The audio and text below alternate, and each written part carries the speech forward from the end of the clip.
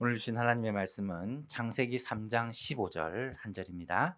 창세기 3장 15절. 구약성경 4페이지 있습니다. 한 목소리로 창세기 3장 15절 함께 봉독하시겠습니다. 내가 너로 여자와 원수가 되게 하고 내 후손도 여자의 후손과 원수가 되게 하리니 여자의 후손은 내 머리를 상하게 할 것이요 너는 그의 발꿈치를 상하게 할 것이니라 하시고 아멘. 오늘은 왜 예수님인가 라는 제목으로 하나님의 말씀을 증거하고자 합니다. 여름의 한가운데인 7월과 8월, 하반기의 시작인 7월과 8월에는 다시 복음으로 라는 주제를 정하여 복음의 핵심에 대한 말씀을 전하고 있습니다. 이 주제를 정하게 된 이유는 우리가 언약을 이어가는 교회를 가지고 쭉 이어오다가 7월 첫 주에 우리 가족 초청주를 준비하면서 이 복음 메시지를 준비하다 보니까 이 복음이라는 것이 이 새가족들에게만 필요한 게 아니라 우리 성도들에게도 정말 꼭 필요한 것이구나라는 것을 깨닫게 되고 이 복음의 핵심 메시지를 우리 성도들에게 다시 한번 꼭 전했으면 좋겠다라는 마음이 들어서 7월, 8월 이 여름에 가장 더울 때 이 복음으로 이 더위를 이기자라는 마음으로 시작을 했습니다. 우리들의 관심이 늘 부딪히는 이 세상과 이 땅의 것이 아니라 이 복음으로 말미암아 하나님이 되어지고 예수 그리스도가 되어지고 하나님이 우리에게 주실 영원한 하나님의 나라가 되어지고 하나님의 약속이 되어지는 그러므로 말미암아 우리가 하나님을 향한 첫사랑이 회복되어지는 정말 복된 시간이 되었으면 좋겠습니다. 그래서 이 여름에 이 복음, 순수한 복음에 대해서 우리가 집중하여 이 여름을 이겨내고 하나님을 예수 그리스도를 우리가 더욱 바라보는 그런 계절이 되었으면 좋겠습니다. 지난주에는 첫 시간으로 범죄한 인간을 찾아오신 예수님에 대해서 말씀을 전했습니다. 성경의 주제가 뭐냐? 전체 성경의 주제를 인간의 범죄와 하나님의 구원이다라고 말씀을 드렸습니다. 이 성경은 어떻게 보면 어떤 드라마의 희곡과도 같은데 이 드라마가 어떤 드라마냐? 한마디로 말해서 사람이 타락을 하고 나서 하나님께서 이 타락한 인간, 범죄에 빠진 인간을 구원하는 드라마다라고 말씀을 드렸죠. 범죄한 인간을 구원하는 것이 하나님의 가장 크고 위대한 계획이고 그 계획을 예수 그리스도를 통해서 이루어 가신다라는 것이 이 드라마의 핵심입니다. 구원은 인간의 노력으로 얻는 것이 아니라 하나님의 은혜로 얻는 것입니다. 구원은 인간의 방법으로 만들어내는 것이 아니라 하나님의 방법으로 이루어지는 것입니다. 구원은 인간의 작품이 아니라 하나님의 작품이기 때문입니다. 그리고 이 하나님의 구원 역사의 출발이 뭐냐? 하나님께서 먼저 범죄한 인간을 찾아오신 사건이다라는 것이죠. 창세기 3장에서 우리는 이 세 가지 메시지를 살펴보았습니다. 첫 번째로 인간은 결코 자기 힘으로 구원을 받을 수 없다. 전적으로 타락하였기 때문에 하나님을 찾을 수 있는 힘조차도 없다라고 말씀을 드렸습니다. 물론 스스로를 구원할 방법은 전혀 없고요. 두 번째로 하나님은 범죄한 인간을 찾아오셨다는 것입니다.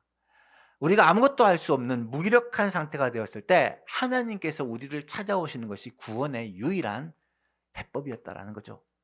그리고 하나님은 아담을 찾으실 때 그냥 찾으신 것이 아니라 이름을 부르시며 애정을 가지고 사랑을 가지고 찾으셨다. 하나님이 세상을 이처럼 사랑하사 독생자 예수 그리스도를 주셨으니 이는 그를 믿는 자마다 멸망하지 않고 영생을 얻게 하려 하심이라.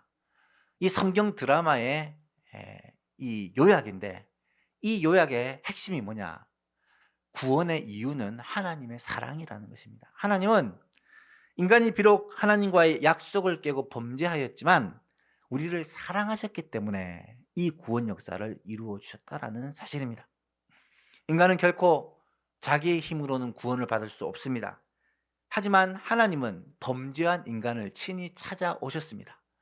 그리고 죄에 빠져 무기력한 우리들에게 구원의 은총을 베풀어 주셨습니다.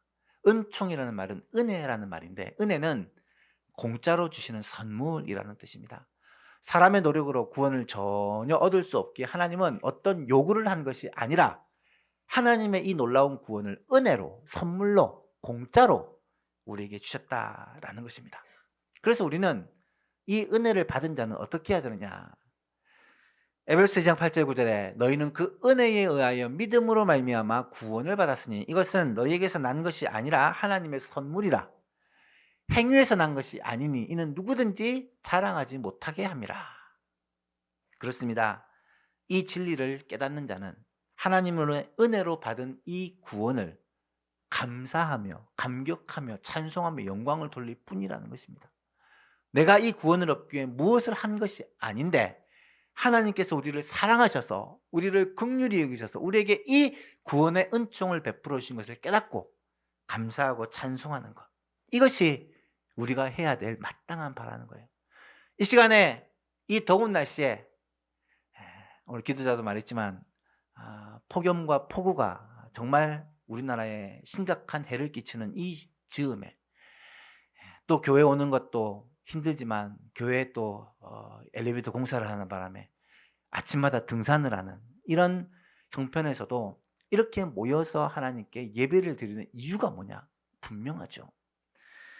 우리에게 베푸신 이 구원의 은총을 우리가 깨닫고 그 하나님의 은혜를 감사하며 찬송하는 거죠. 이것이 우리가 해야 될 마땅한 바다라는 것을 말씀해 주고 있습니다. 오늘은 두 번째로, 오늘 본문을 보니까 인간이 범죄한 직후에 하나님께서 범죄한 인간을 찾아오셔서 우리를 구원하시려고 우리에게 구원 약속을 주시고 계시다. 구원에 대한 언약을 주시고 계시다라는 사실을 알 수가 있습니다. 사람은요, 하나님과의 언약을 깨뜨렸습니다. 파기했습니다. 그래서 하나님과의 약속에서 얻는 모든 것들을 다 잃어버렸어요. 에덴 동산도 잃어버리고 생명도 잃어버리고 죽게 되었습니다. 그런데 하나님께서는 그런 인간에게 새로운 언약을 주십니다. 그리고 그 약속의 핵심이 예수 그리스도시라는 거예요. 그래서 오늘 말씀의 제목이 뭐냐? 왜 그리스도신가? 왜 예수님인가? 라는 제목으로 이 창세기 3장 15절에 나타나는 하나님의 약속, 어쩌면 하나님의 구원 약속의 출발, 하나님의 첫 번째 구원 약속이라 할 수 있는 이 원시 복음에 대해서 함께 살펴보려고 합니다. 오늘 본문은 성경에 나타난 하나님의 구원 계획의 어떻게 보면 첫 번째 약속입니다. 이 창세기 3장 15절은 타락한 인간을 향한 하나님의 구원 계획이 처음으로 성경에 계시되는 부분입니다. 계시라는 말은 감추인 것을 보여주는 것을 말하고요, 숨겨진 것을 드러내는 것을 말합니다. 하나님이 하나님의 마음속에 하나님의 계획 속에 있었던 것을 이 말씀을 통해서 우리에게 보여주시고 나타내 보여주십니다. 하나님께서는 범죄한 인간을 구원하시려는 계획을 세우고 계셨고 그것을 창세기 3장 15절 말씀을 통해 이제 선포하고 계신 것입니다. 흔히 오늘 본문을 가리켜 원시복음이라는 표현을 씁니다. 원시복음이라는 말은 원시시대 이런 의미가 아니라 멀원 볼시를 써서 멀리 보는 복음이다. 복음이라는 것은 결국 구원 역사인데 이 구원 역사는 오늘 본문에서 여자의 후손으로 오실 예수 그리스도로 말미암아 이루어질 구원 역사인데 그것을 예수님이 태어나기 무려 4,000년 전, 오래전에 멀리 바라보며 예언한 말씀이다. 그래서 원시복음이라는 단어를 사용합니다. 이것을 시작으로 해서 성경 전체는 어쩌면 이 하나님의 구원 역사, 예수 그리스도를 통하여 이루실 하나님의 구원 역사를 끊임없이 계속해서 약속하고 선언하고 있습니다. 여러분, 노아 언약의 내용이 그거죠. 아브라함의 언약의 내용이 그거죠. 모세 언약의 내용이 그거죠. 다윗 언약의 내용이 그것이었습니다. 이사야나 예레미야나 여러 선지자를 통해 주신 메시지도 그거였습니다. 우리가 작년에 이 언약들을 쭉 살펴보면서 결국은 이 언약이 예수님을 바라본다라는 것을 깨닫지 않았습니까? 성경의 약속은 모두 하나님께서 인간을 구원하시려는 이 구원 계획을 이루시는 구속사라고 말할 수 있고, 이스라엘 백성들의 역사는 모두 사실은 하나님께서 구원 역사를 이루시려고 예수님을 보내시는 과정이다라고 말할 수가 있고, 다시 말해서 이 모든 것은 결국 이 원시 복음이 이루어져가는 과정이다라고 설명할 수가 있을 것입니다. 무엇이든지 첫 번째가 중요하잖아요. 성경에 나타나는 첫 번째 약속이자 첫 번째 이 복음, 이 원시 복음이 그래서 중요하다라는 말씀입니다. 이 의미를 알고 다시 이 말씀을 볼까요? 15절 말씀을 보니까 띄워주세요. 내가 너로 여자와 원수가 되게 하고 내 후손도 여자의 후손과 원수가 되게 하리니 여자의 후손은 내 머리를 상하게 할 것이요 너는 그의 발꿈치를 상하게 할 것이니라 하시고, 여러분 이 말씀을 좀 더 잘 이해하기 위해서는 창세기 3장 전체의 문맥을 조금 살펴볼 필요가 있습니다. 창세기 3장은 인류의 첫 번째 범죄를 기록한 장입니다. 인류의 대표자인 아담과 하와가 하나님의 말씀을 거역하고 죄를 범했습니다. 사람이 처음으로 죄를 범하자 그 죄의 결과가 어떤 결과가 나타나게 됩니까? 3장 전체를 보시면 첫 번째로 사람에게 두려움과 죄의식이 찾아옵니다. 그래서 아담과 하와는 스스로가 벗었다라는 것을 깨닫고 자신의 수치를 부끄러워합니다. 또 하나님과의 관계가 멀어졌습니다. 9절 10절을 보니까 하나님이 아담을 찾아오셨는데 아담이 어떻게 합니까? 숨었습니다. 하나님과 동산에서 늘 교제하며 그렇게 함께 지냈던 아담 하와가 죄를 범하고 나니까 하나님이 무서워서 숨었던 거예요. 하나님과의 관계가 멀어지고 게다가 이 사람들과의 관계도 멀어지게 됩니다. 아담은 하와에게 자신의 죄를 책임을 전가합니다. 하나님이 내게 주신 그 여자가 나에게 사과가 아니라 이 선악과를 줌으로 내가 먹었습니다. 핑계를 댑니다. 여자는 뱀이 나를 꿰어서 내가 먹었습니다. 핑계를 댑니다. 아담과 하와는 내 뼈 중에 뼈, 살 중에 살이라고 그렇게 서로를 사랑하는 사이였는데 죄를 짓고 나니까 이 부부가 갈등을 일으키고 갈라지게 된 것입니다. 뿐만 아니라 범죄에 대한 심판이 이어서 나타납니다. 하나님은 이 죄에 대하여 분명히 심판을 선언하는 내용이 나타납니다. 어떤 심판이 나타납니까? 세 가지입니다. 첫 번째가 뱀에 대한 심판입니다. 여자를 꿰어서 죄에 빠지게 한 그 뱀에 대한 심판입니다. 14절에 보니까 여호와 하나님이 뱀에게 이르시되 내가 이렇게 하였으니 내가 모든 가축과 들의 모든 짐승보다 더욱 저주를 받아서 배로 다니고 살아있는 동안 흙을 먹을지니라. 뱀이 이렇게 저주를 받습니다. 사실은 뱀이 하와를 꼬시긴 것이 아닙니다. 여러분 뱀은 그때나 지금이나 사람의 말을 할 수 없었어요. 하지만 뱀 안에 이 사탄이 들어가서 이 뱀을 통하여 하와를 그렇게 미혹한 것이죠. 그래서 두 번째 저주가 사탄에 대한 심판이 선언됩니다. 오늘 본문 말씀이 바로 뱀 안에 있는 사탄을 향하여 저주한 심판하는 하나님의 메시지입니다. 15절을 다시 보시면 내가 너로, 이 말은 뱀에게 한 말이 아니라 뱀을 조종한 사탄에게 하신 말씀이에요. 내가 너로 여자와 원수가 되게 하고 내 후손도 여자의 후손과 원수가 되게 하리니.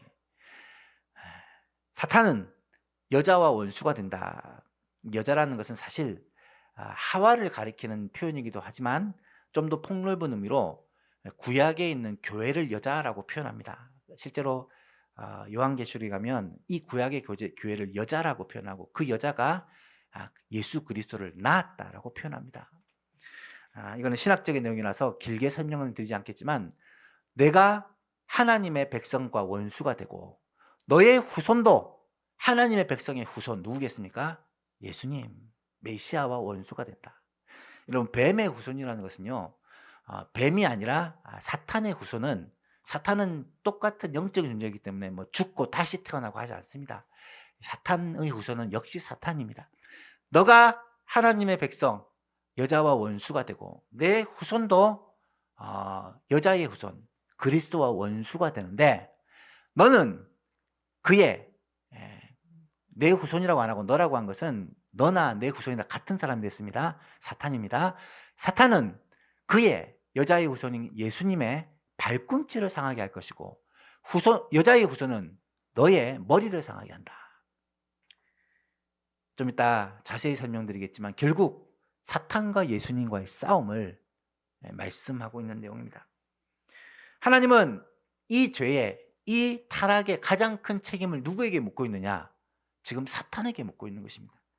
사탄이 사람을 깨어 죄에 빠지게 하였고 하나님을 배반하게 했기 때문에 하나님은 사탄에게 저주를 내리는데, 그 저주를 지금 당장 내리는 것이 아니라 여자의 후손으로 오실 예수 그리스도로 말미암아 내 머리를 상한다. 여러분, 머리가 상한다는 말은 무엇입니까? 말 그대로 완전히 깨어진다라는 말입니다. 승리한다는 말입니다. 결국 메시아 그리스도를 통하여 사단의 권세가 완전히 박살나고 멸망받게 될 것을 예언한 말씀이라고 할 수 있습니다. 여기서 놀라운 사실이 있습니다. 여러분, 이 사탄에 대한 심판이 주어진 때가 언제인 줄 아십니까? 죄를 짓고 나서 하나님이 심판을 선언하는데 제일 먼저 뱀에게, 그 다음에 두 번째 사탄에게, 그리고 세 번째 사람에게 저주를 선포해요. 사람에게 대한 저주는 잠시 후에 살펴보겠지만 사람이 결국은 죽는다라는 거예요. 여러분, 하나님은 사람에게 저주를 선포하기 전부터 이미 사람을 구원할 계획을 말씀하신 거예요. 사람이 저주를 받고 저주에 이르기 전에 이미 저주에 빠진 사람을 구원할 계획부터 선포하시고 있다는 거예요. 여러분, 이것이 하나님의 마음입니다. 하나님의 구원 선포는요, 어쩌면 인간의 타락과 함께 인간이 저주받기 전부터 시작되고 있었고요. 그리고 그 하나님의 구원 계획은 사탄의 세력을 멸함으로 말미암아 이루어진다라는 말씀이에요. 이것은 오늘 우리에게 어떤 의미를 주겠습니까? 오늘 우리도 마찬가지라는 거예요. 하나님의 구원의 은총은요, 이미 주어집니다. 그리고 이 구원의 은총은요, 사탄의 권세를 멸함으로 말미암아 주어지는 거예요. 앞으로 이 내용들을 우리가 좀 자세히 살펴보면서 하나님의 구원의 은총이 우리에게 얼마나 놀라운지를 깨닫는 그런 시간이 되었으면 좋겠습니다. 세 번째로 사람에 대한 심판이 나타나는데, 사람에게는 어떤 심판이 주어집니까? 먼저 여자에게 심판이 주어집니다. 너는 임신하는 고통을 너에게 크게 더하겠다. 아이를 임신하고 아이를 낳는 것이 얼마나 힘들고 고통스러운 일입니까? 물론 이 전에도 사람이 아이를 낳습니다. 하지만 타락한 이후에는 아이를 낳을 때 굉장히 큰 고통을 안고 낳게 된다라는 말씀입니다. 그래서 수고하고 자식을 낳을 것이고, 또 남편을 원하고 남편은 너를 다스릴 것이다. 남편을 원하고 남편은 너를 다스릴 것이다 라는 말은, 이 원어를 보시면 너는 남편을 지배하려고 하고 남편은 너를 지배하려고 하는 이 갈등이 계속될 것이다 라는 의미의 말씀입니다. 그리고 아담에게 말하기를, 내가 내 아내의 말을 듣고 내게 먹지 말라 한 나무의 열매를 먹었은즉, 아담의 죄를 묻습니다. 땅은 너로 말미암아 저주를 받고 내 평생 수고하여야 그 소산을 먹게 될 것이다. 땅은 너로 말미암아 저주를 받고 평생 땀을 흘리고 수고해야지만 먹을 것을 먹을 것이다. 이 말은 아무것도 안 하고 잘 먹고 잘 사는 것은 이 하나님의 저주, 하나님의 이 심판을 빗나가는 거예요. 사람은 수고하고 애를 쓰고 노력해서 이 땅에서 사는 것이 하나님의 심판의 결과라는 것을 우리는 기억해야 합니다. 땅이 가시덤불과 엉겅퀴를 내고 그 땅에서 우리가 먹을 것을 먹기 위하여서 우리는 땀을 흘려 수고해야 되며, 결국은 아담, 땅에서부터 나왔기 때문에 너는 땅으로 돌아가게 된다 라고 말씀합니다. 이 말은 죽을 것을 말씀합니다. 여러분, 이것은 처음의 언약입니다. 하나님의 약속하신 그 나무의 열매를 먹으면 반드시 죽으리라 하신 말씀대로 아담이, 모든 사람이 죽게 된다라고 예언하고 있는 것입니다. 사람에게도, 남자와 여자에게도, 그리고 사람으로 말미암아 온 자연에게도 하나님의 저주가 임하는 것을 보게 됩니다. 마지막으로 오늘 우리가 살펴볼 말씀은 15절이라서 다른 내용은 좀 다 생략하고, 이 15절을 통해 하나님의 구원 계획이 어떠한지, 그 구원 계획의 특징에 대해서 살펴보려고 합니다. 15절 말씀을 다시 보시면, 내가 너로 여자와 원수가 되게 하고 내 후손도 여자의 후손과 원수가 되게 하리니 여자의 후손은 내 머리를 상하게 할 것이요 너는 그의 발꿈치를 상하게 할 것이니라. 이 말씀을 통해 얻을 수 있는 매우 중요한 메시지를 세 가지만 생각해 보려고 합니다. 첫 번째는 하나님의 구원 계획은 그 시점이 언제냐? 인간이 타락한 직후였다라는 사실입니다. 여러분, 이 사실은 굉장히 중요합니다. 왜냐하면 구원은 타이밍이 중요하기 때문입니다. 여러분, 사람이 물에 빠졌습니다. 언제 구원해야 됩니까? 바로 구원해야 됩니다. 물에 빠졌는데 이러다가 시간을 지체하면 죽고 맙니다. 하나님의 구원 계획은요, 인간이 타락한 그 즉시 이미 시작되었고 선포되었다는 것입니다. 심지어 언약을 깨뜨린 그 당사자인 사람에 대한 저주와 심판이 선언되기도 전에 이미 하나님은 이 사람의 구원 계획부터 세우고 있다는 거예요. 뭐와 비슷합니까? 부모가 자녀들의 잘못을 벌하기 위해서 채찍을 들기 전에, 매를 들기 전에 아픈 자녀를 어떻게 치료해 줄 것부터 걱정하는 마음이죠. 하나님의 구원은요, 결코 늦지 않습니다. 하나님의 구원 역사는 지금도 늦지 않습니다. 어떤 사람은 어려서 예수님을 만나고 또 어떤 사람은 어머니의 뱃속에서부터 예수님을 만납니다. 하지만 어떤 사람은 나이가 많이 들어서 예수님을 만나고 또 어떤 사람은 큰 병에 걸려서 죽기 전에 예수님을 만나기도 합니다. 하지만 하나님의 부르심에는 결코 후회하심이 없다라고 말씀을 하십니다. 그런데 사람에게는 후회가 남아요. 여러분, 그렇지 않습니까? 예수님을 좀 빨리 전할 걸, 좀 일찍 예수 믿게 할 걸, 그런 후회가 사람은 언제나 남습니다. 왜 좀 젊을 때, 왜 좀 고생하지 않고 빨리 하나님 믿고 하나님 만나고 인생을 하나님의 인도하심과 보호하심 가운데 살다가 그렇게 하나님의 나라에 가면 얼마나 좋을까? 세상에서 방황하고 죄짓고 고통당하고 정말로 죽기 전에 정말로 마지막에 하나님 믿고 겨우 천국 가는, 어떻게 보면 안타까운 삶을 사는 사람이 우리 주위에도 많이 있다라는 거예요. 여러분, 조금이라도 더 빨리 예수님 믿고 구원받고 하나님의 자녀가 되어 이 땅에서도 하나님의 은혜 가운데 살다가 이 땅을 떠나는 날 하나님께서 우리에게 예비하신 그 영광의 나라에 들어갈 수 있는 그런 모든 성도들이 될 수 있기를, 그런 여러분의 자녀들, 여러분의 주위의 사람들이 될 수 있기를 주님의 이름으로 축복합니다. 두 번째로, 하나님의 구원 계획은 즉시 이루어졌고요. 두 번째로는 하나님의 구원 계획은 반드시 구원자 메시아를 통해 이루시기로 작정하고 계시다는 거예요. 하나님은 범죄한 인간에게 찾아오셔서 예수 그리스도가 오실 것을 선언하고 있습니다. 성경에 나타나는 최초의 메시아 예언입니다. 성경에서 메시아 예언이 너무 많이 나타나는데 그 중에서 첫 번째로 나타나는 메시아 예언이 바로 창세기 3장 15절의 말씀이에요. 왜 예수님이냐? 예수님만이 유일한 구원자이시기 때문에, 예수님만이 사탄을 이기시고 사탄의 머리를 부수고 승리하실 그 메시아이기 때문입니다. 15절 다시 보시면 내가 너로 원수가 되게 하고 내 후손도 여자의 후손과 원수가 되게 하리니, 여자의 후손은, 예수님은 내 머리를, 사탄의 머리를 상하게 할 것이요 너는, 사탄은 그의 발꿈치를 상하게 할 것이라. 여러분, 15절에 여자의 후손이라는 말이 두 번이나 나옵니다. 이게 두 번이 나온다는 말은 항상 강조입니다. 여자의 후손과 내 후손이 원수가 되는데 너는 여자의 후손에, 여자의 후손은 너의, 이 말은요, 사탄과 이 예수님이 원수 관계예요. 처음부터 시작해서 끝까지 원수 관계라는 거예요. 그런데 그 원수 관계에서 승리자가 누구냐? 여자의 후손이라는 거예요. 여자의 후손은 너의 머리를 박살내는데 너는 그의 발꿈치를 물어뜯을 뿐이다 라는 말을 하고 있는 거예요.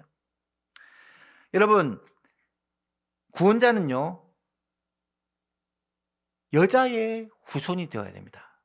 여자의 후손이라는 말이 어떻게 보면 여러 가지 표현이 있을 수 있지만 남자의 후손이라고 하지 않고 여자의 후손이라고 하는 표현은 남자의 씨를 물려받은 남자의 후손이 아니라 여자로부터 낳은 여자의 후손이라는 표현입니다. 왜 그렇습니까? 아담의 후손은, 남자의 후손은 결국 이 원죄로부터, 이 죄의 속성으로부터 자유할 수 없기 때문입니다. 5예배 시간에 이 원죄에 대해서 좀 자세하게 살펴볼 건데요. 이 원죄에 대해서 너무 많은 말씀을 드릴 수 없어서 5예배 때 딱 이 내용이에요. 그래서 원죄에 대해서 여러분에게 자세히 설명을 드릴 겁니다. 성경은 예수님의 동정녀 탄생을 매우 강조합니다. 왜 그러느냐? 이 예수님은 여자의 후손으로 오셨기 때문입니다. 남자를 알지 못하는 여자에게서, 마리아에게서 예수님이 태어나셨기 때문입니다. 예수님은 성령으로 잉태된 사람입니다. 마리아와 요셉에게서 나온 아들이 아니라 성령으로 말미암아 여자에게서 태어난 아들입니다. 왜 그러느냐? 말씀드렸죠. 여자의 후손은 남자의 씨를 받지 않는 여자의 후손이어야 하기 때문입니다. 메시아의 조건입니다. 사도 바울은 예수 그리스도의 이 구속에 대해 설명하면서 갈라디아에서 이렇게 말씀을 합니다. 때가 참에 하나님이 그 아들을 보내사 여자에게서 나게 하시고 율법 아래서 나게 하신 것은 율법에 있는 자들을 속량하시고 우리로 아들의 명분을 얻게 하려 하심이라. 이 메시아 그리스도를 소개하면서 여자에게서 나게 하셨다라고 이야기를 합니다. 왜 그러느냐? 구원자는 반드시 여자의 후손으로 오셔야 되기 때문에, 이것을 첫 번째 메시아 예언에서 분명하게 선언하고 있기 때문입니다. 오늘 우리가 사도신경을 읽을 때마다, 고백할 때마다 이런 고백을 합니다. 그는 성령으로 잉태되어 동정녀 마리아에게서 나시고, 예수 그리스도는 성령으로 잉태되어 동정녀 마리아에게서 나셨다. 이 말은 남자를 알지 못하는 여자에게서 나셨다라는 것을 고백하는 것입니다. 왜요? 성경에서 분명히 메시아는 여자의 후손으로 오시는 분이기 때문입니다. 그렇습니다. 하나님의 구원 계획은 반드시 구원자 메시아를 통해 이루어지고요. 이 메시아는 약속대로 여자의 후손으로 오셔야만 합니다. 이 세상 인류 가운데, 인류 역사상 남자의 씨가 없이 여자의 후손으로 오신 분은 단 한 분밖에 계시지 않습니다. 바로 예수 그리스도십니다. 오직 예수님만이 구원자가 되실 수 있는 가장 중요한 이유 중에 하나이죠. 세 번째로 이 예언은 어떤 의미를 가지느냐? 하나님의 구원 계획은 반드시 십자가를 통해 이루시기로 작정하셨다라는 것입니다. 다시 본문을 보시면 내가 너로 여자와 원수가 되게 하고 내 후손도 여자 후손과 원수가 되게 하리니 여자의 후손은 내 머리를 상하게 하고 너는 그의 발꿈치를 상하게 한다. 이 대결 구도 중에 누구와 누구의 대결이 었죠? 사탄과 여자의 후손인 예수님과의 대결. 사탄과 여자의 후손인 예수님과의 대결입니다. 여자의 후손은 예수 그리스도라고 말씀을 드렸죠. 이 예수 그리스도와 사탄의 대결이 벌어지는데, 예수 그리스도는 사탄의 머리를 상하게 하고 머리를 박살내고, 사탄은 예수님의 발꿈치를 상하게 한다, 발꿈치를 물어뜯는다라는 그런 말인데요. 예수님과 사탄이 대결을 벌이고 사탄이 예수님의 발꿈치를 물어뜯는데 예수님이 사탄의 머리를 박살내는 사건이 어떤 사건이냐? 십자가 사건이라는 거예요. 예수님과의 사탄의 이 전면전이 이루어지고, 사탄이 예수님의 발꿈치를 물어뜯지만 예수님이 사탄의 머리를 박살낸 사건이 바로 이 십자가에서 이루어진 사건인데, 사탄은 예수님의 발꿈치를 물어뜯어서 십자가에서 예수님이 죽어서 실패한 것처럼 보였지만 결국은 이 싸움에서 승리는 십자가에 달려 죽으신 예수님이셨다는 것을 우리는 분명히 알 수 있다는 것입니다. 십자가가 왜 그리스도께서 승리한 사건입니까? 십자가에서 대속의 죽음을 주고 주심으로 말미암아 죄의 권세를 깨뜨리고 우리를 죄에서 건져내신 사건이기 때문입니다. 뿐만 아니라 십자가에서 죽으시고 끝난 것이 아니라 사흘 만에 다시 부활하심으로 말미암아 사망의 권세를 다 깨뜨리고 우리에게 이 죄의 문제와 사망의 문제를 일시에 해결하셔서 진정한 승리를 이루신 사건이 십자가 사건이기 때문입니다. 이 십자가를 체험한 바울, 이 예수님의 부활을 확신하는 바울이 골로새서에서 이렇게 고백을 하고 있습니다. 또 범죄와 육체의 무할례로 죽었던 너희를 하나님이 그와 함께 살리시고, 그와 함께는 예수님과 함께란 말이에요. 우리의 모든 죄를 사하시고, 십자가와 부활은 죄의 사함의 사건이라는 말입니다. 우리를 거스리고 불리하게 하는 법조문으로 쓴 증서를 지우시고 제하여 버리사 십자가에 못 박으시고, 우리를 얽매는 모든 율법을 십자가에 함께 못 박아 죽게 하시고, 통치자들과 권세들을 무력화하여, 사탄의 권세를 말합니다, 드러내어 구경거리로 삼으시고, 사탄의 모든 권세를 구경거리로 삼으시고 십자가로 그들을 이기셨느니라. 십자가는 결국 사탄의 권세가 완전히 무너진, 사탄의 권세가 완전히 박살난 사건이 십자가다라는 것을 알 수가 있습니다. 그래서 사도 바울은 고백합니다. 십자가의 도가 멸망하는 자들에게는 미련한 것이요 구원을 받는 우리에게는 하나님의 능력이라. 이 말씀이 무슨 의미인지 아시겠죠? 십자가의 도가, 십자가에서 예수님이 죽으신 것을 믿는 이것을 사람들은 미련하게 보지만 이것이 우리에게는 하나님의 능력이다. 십자가와 부활이 아니었으면 우리의 구원이 결코 불가능했기 때문에. 이 사실을 안 바울 사도는 심지어 이렇게 고백을 합니다. 내가 너희 중에서 예수 그리스도와 그가 십자가에 못 박히신 것 외에는 아무것도 알지 않기로 작정하였다. 이것이 내 삶의 전부다. 내가 전하는 것의 모든 것이다라고 사도 바울이 얘기를 하고 있다는 사실이죠. 말씀을 맺고자 합니다. 오늘 우리는 범죄한 인간을 위한 하나님의 위대한 구원의 계획, 그 구원의 계획이 최초로 선포된 사건에 대하여 말씀을 살펴보았습니다. 소위 원시복음이라고 불리는 창세기 3장 15절의 말씀이에요. 사탄에 대한 저주를 하시면서 이렇게 선언하십니다. 내가 너로 사탄으로 여자의 원수가 되게 하고 내 후손도 사탄의 후손은 곧 사탄이랬습니다. 여자의 후손 예수님과 원수가 되게 하리니 예수님은 내 머리를 상하게 할 것이요 너는 예수님의 발꿈치를 상하게 할 것이다. 결국 이 싸움의 승리는 누구냐? 예수 그리스도다. 이것을 선언하고 있습니다. 이 말씀을 통해 우리가 알게 되는 메시지가 뭐냐? 세 가지를 살펴보았습니다.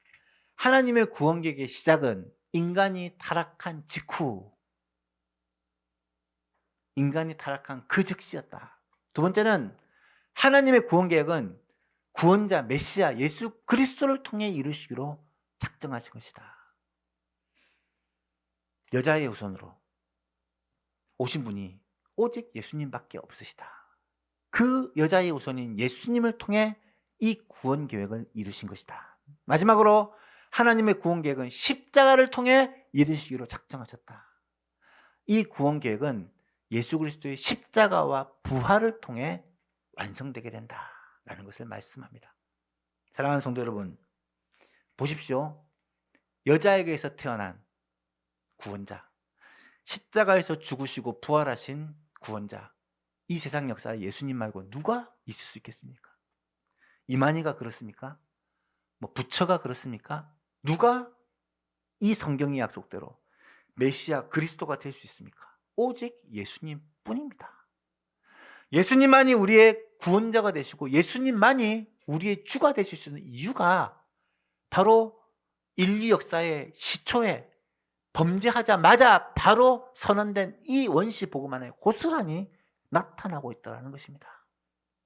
바라기는 우리 소망교회 모든 성도님들이 하나님께서 정하신 유일한 구원의 길, 인류의 구원자이신 이 메시아이신 예수 그리스도, 그분을 믿고 그분만을 바라봄으로 말미암아 구원과 영생을 받아 누리고 뿐만 아니라 이 사탄과의 전쟁에서 승리하는 이 승리의 기쁨을 날마다 맛보며 누리며 살게 되기를 우리 주 예수 그리스도 이름으로 축복합니다.